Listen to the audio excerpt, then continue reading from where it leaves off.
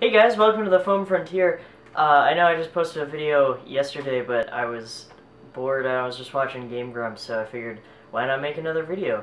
Today we're going to be talking about a Buzzbee product, because apparently, so far, my most viewed review is actually the Buzzbee Predator, so I figured I'd review the other Buzzbee blaster I have. It's the Air Max 6.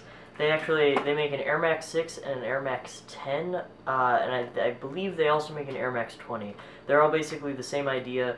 They're kind of similar to the Strong Arm or Maverick Nerf blaster, except instead of spring-powered, they're actually air-powered. So we'll talk some about the blaster, about the darts that come with it, and sort of about the differences between the air-powered and regular, like, Nerf or, you know, maybe a flywheel blaster. So the Buzzbee plastic that they use for their products is a little bit less high quality compared to Nerf stuff. It's all very shiny generally, and it just seems to be a little bit thinner, a little bit less well made. There's maybe a few more flaws that you can find in more products, but overall, it's still good enough quality to buy. I mean, it's not by any means awful. So this gun in particular, or this blaster in particular, it has a very simple mechanism. To prime it or to get it ready for shooting, you have to pump it with that. It doesn't have any specific number of pumps, and there's not really a gauge or anything like that to know if it's pumped enough. But they do, on the box, recommend that you use the darts that come with it, which are these Buzzbee Extreme Air darts. I don't remember. I know they're called Extreme darts. They're this really weirdly hard foam. Other than that, they're just a different color than the Buzzbee darts, but the foam is way harder and weird feeling. It's hard to describe. I've never felt a dart that feels like this. It's interesting.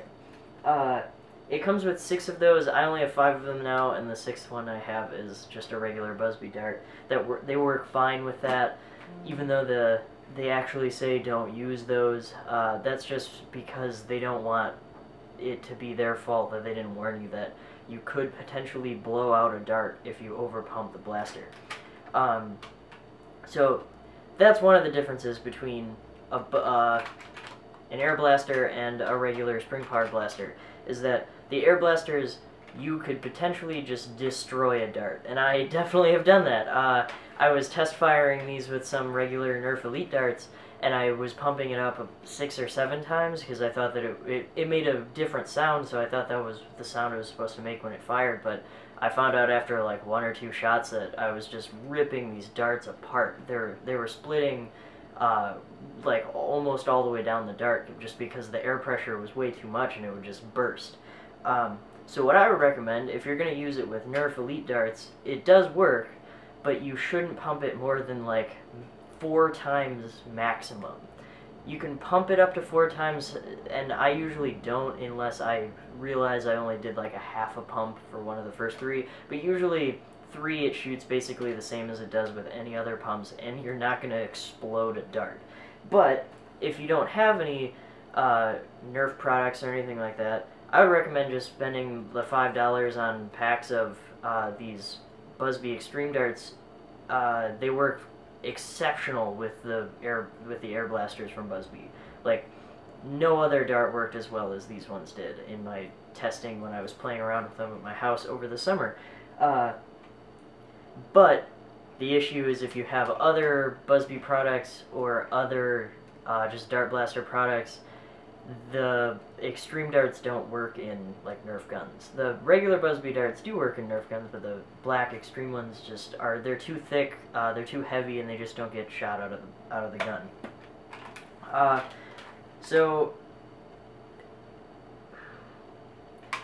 yeah, so the basics of what's different is most Nerf blasters, say the Strong Arm or Maverick, you prime it, you just pull the spring mechanism back, and it pulls a spring back, locks it, and when you pull the trigger, it releases that, and that pushes air.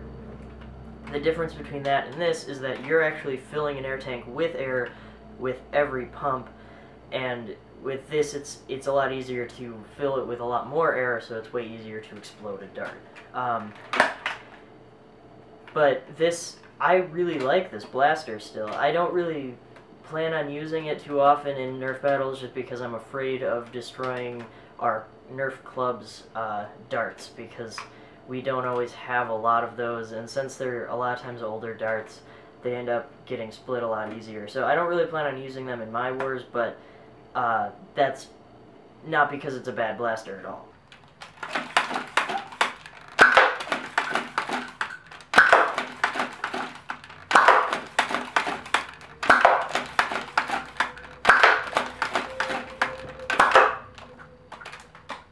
So thanks so much for watching another Nerf review that I'm doing here on the Foam Frontier, and I just wanted to say, you know, thanks so much for I have at least right now almost 4,000 views on my other Buzzbee review, and it's very unexpected that so many people are watching my videos. So thanks so much for watching, and if you like it, like, subscribe, and share. Thanks so much.